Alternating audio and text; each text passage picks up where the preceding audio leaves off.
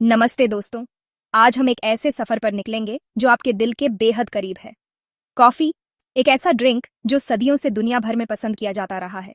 एक ऐसी खुशबू का सफर जो आपको सुबह जगाती है, आपके दिन को बनाती है। इसकी खुशबू, इसका स्वाद, इसकी गर्माहट, सब कुछ दिल को छू जाता है। जी हाँ, आज हम बात करेंगे कॉफी की। कॉफी, एक ऐसा ड्रिंक जो सदियों से दुनिया भर में पसंद किया जाता रहा है। इसकी खुशबू, इसका स्वाद, इसकी गर्माहट, सब कुछ दिल को छू जाता है। लेकिन क्या आपने कभी सोचा है कि यह जादुई ड्रिंक आता कहाँ से है? कैसे एक छोटे से बीज से यह स्वादिष्ट ड्रिंक बनता है? चलिए, आज हम कॉफी के सफर पर निकलते हैं, पेड़ से लेकर आपके प्याले तक। कॉफी की कहानी बहुत पुरानी है। ऐसा माना जाता है कि इसकी शुरुआत इथियोपिया से हुई थी। एक कहानी के अनुसार एक गडरिया ने देखा कि उसकी बकरियां एक विशेष प्रकार के पेड़ के फल खाने के बाद बहुत उत्साहित हो जाती थीं। उसने खुद भी उन फलों को चखा और पाया कि उनमें एक अनोखी ऊर्जा थी। धीरे धीरे यह फल और इसकी विशेषताएं दुनिया भर में फैल गईं। कॉफी के बीजों को सुखाया जाता है, फिर उन्हें भुना जाता है और अंत में पीसा जाता है। यह पूरी प्रक्रिया बहुत ही दिलचस्प और मेहनत भरी होती है। जब आप अपने प्याले में स्टीमिंग हॉट कॉफी डालते हैं तो उसमें कई लोगों की मेहनत और प्यार शामिल होता है। तो दोस्तों, अगली बार जब आप कॉफी का आनंद लें तो इस सफर को याद करें और इस जादुई ड्रिंक की कहानी को अपने दोस्तों के साथ साझा करें। चलिए, आज हम कॉफी के सफर पर निकलते हैं, पेड़ से लेकर आपके प्याले तक। हमारा सफर शुरू होता है कॉफी के पेड़ से। ये पेड़ एक अद्भुत पौधा है जो हमें हमारे पसंदीदा पेय का स्रोत प्रदान करता है। ये पेड़ ज्यादातर गर्म और नम जगहों पर होता है।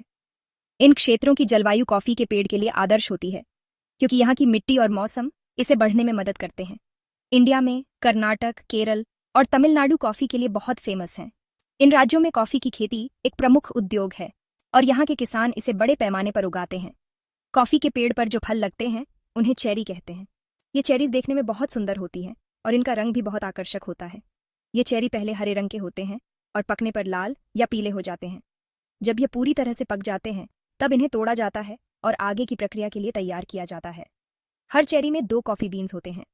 ये बीन्स ही हमारी कॉफी का मुख्य घटक होते हैं जिन्हें हम विभिन्न प्रक्रियाओं से गुजारते हैं। इन्हीं बीन्स से बनती है हमारी प्यारी कॉफी। इन बीन्स को पहले सुखाया जाता है, फिर भुना जाता है और अंत में पीसा जाता है ताकि हम एक कप ताजगी भरी कॉफी का आनंद ले सकें। सुखाने की प्रक्रिया में बीन्स को धूप में फैलाया जाता है ताकि इनमें से नमी निकल जाए। ये एक महत्वपूर्ण चरण है जो बीन्स की गुणवत्ता को सुनिश्चित करता है। भूनने के बाद बीन्स को पीसा जाता है। इस प्रक्रिया में बीन्स को बारीक पाउडर में बदल दिया जाता है जो हमारी कॉफी बनाने के लिए तैयार होता है। और इस तरह एक छोटे से बीन से शुरू होकर यह सफर हमें एक कप ताजगी भरी कॉफी तक ले आता है। हर घूंट में हमें इसकी मेहनत और प्यार का एहसास होता है। यही है कॉफी का सफर, बीन से चेरी तक और फिर हमारे कप तक। कॉफी चेरी के पकने पर ही उसे तोड़ा जाता है। यह काम बहुत केयरफुली हाथों से किया जाता है ताकि चेरी को कोई नुकसान न हो। पकी हुई चेरी को तोड़कर टोकरियों में इकट्ठा किया जाता है। यहीं से शुरू होता है कॉफी बनाने का अगला चरण। कॉफी चेरी से बीन्स निकालने के 2 तरीके हैं, सूखी प्रक्रिया और गीली प्रक्रिया। ये दोनों तरीके कॉफी के स्वाद और गुणवत्ता को प्रभावित करते हैं। सूखी प्रक्रिया में चेरी को धूप में सुखाया जाता है। यह प्रक्रिया प्राकृतिक है और इसमें बहुत कम संसाधनों की आवश्यकता होती है। धीरे धीरे चेरी सूख जाती है और बीन्स आसानी से निकल जाते हैं। इस प्रक्रिया में समय लगता है, लेकिन इसका परिणाम बहुत अच्छा होता है।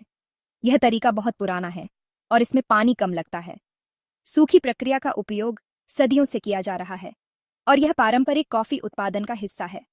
गीली प्रक्रिया में चेरी को पानी में भिगोया जाता है। यह प्रक्रिया अधिक आधुनिक है और इसमें तकनीकी उपकरणों का उपयोग किया जाता है। इससे चेरी का गुदा अलग हो जाता है। यह प्रक्रिया तेज होती है और इसमें कम समय लगता है। फिर बीन्स को सुखाया जाता है। गीली प्रक्रिया में बीन्स को सुखाने के लिए विशेष उपकरणों का उपयोग किया जाता है। इस प्रक्रिया में पानी ज्यादा लगता है, लेकिन इससे कॉफी का टेस्ट और भी अच्छा हो जाता है। गीली प्रक्रिया से प्राप्त कॉफी का स्वाद अधिक समृद्ध और जटिल होता है। दोनों प्रक्रियाओं के अपने अपने फायदे और नुकसान हैं।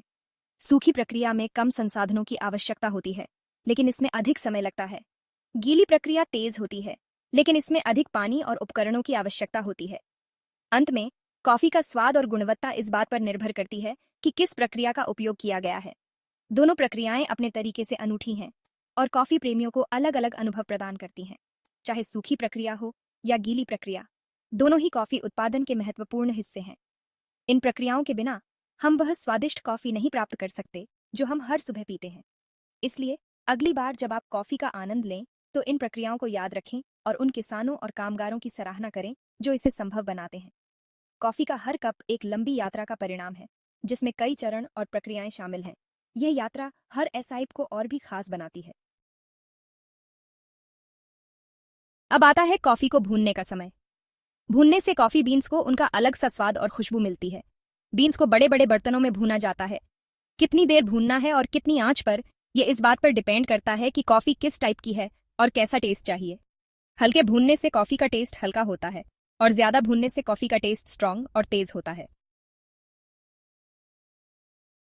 भूनने के बाद कॉफी बीन्स को पीसकर पाउडर बनाया जाता है।